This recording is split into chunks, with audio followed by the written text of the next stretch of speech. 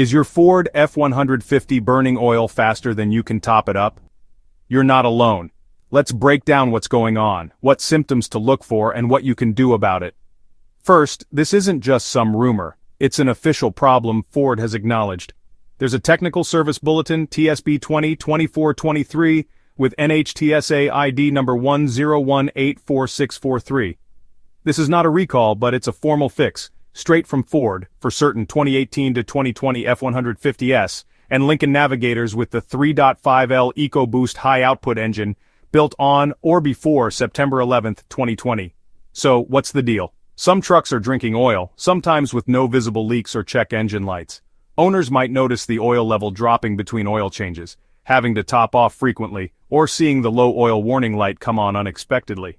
Sometimes you might even hear ticking noises from the engine or notice rough idling. The cause? In many cases it's due to issues with the PCV system or valve covers, which can let oil slip past and get burned in the engine, even if you never see a drop on the ground. Turbocharged engines like the 3.5L EcoBoost are especially prone to this, since higher pressures can push oil past seals and into the combustion chamber. If this sounds familiar, here's the Ford-approved fix. First, the dealer will reprogram your powertrain control module, or PCM, with updated software. If the oil burning continues, they'll swap your valve covers for an updated design. Now let's talk about cost. If your truck is still under warranty, these repairs are usually covered by Ford. But if you're out of warranty, PCM reprogramming at a dealer can run between $100 and $200, while valve cover replacement may cost $400 to $800 or more, depending on labor rates. If you're handy and want to tackle the valve cover swap yourself, you could save a significant amount.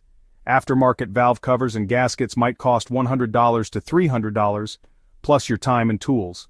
Just remember, DIY fixes can save money, but you'll need the right skills and equipment.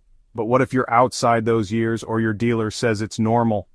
That's where the online truck community comes in. On forums and Reddit, plenty of owners with newer trucks are seeing the same problem. Some have slowed their oil loss by switching to thicker synthetic oil like 0W40 or 5W40 and using premium oil filters. Bottom line, if your truck fits the TSB criteria, call your dealer and mention TSB 20-2423 and NHTSA 101844643. Track your oil use, and don't let them brush you off.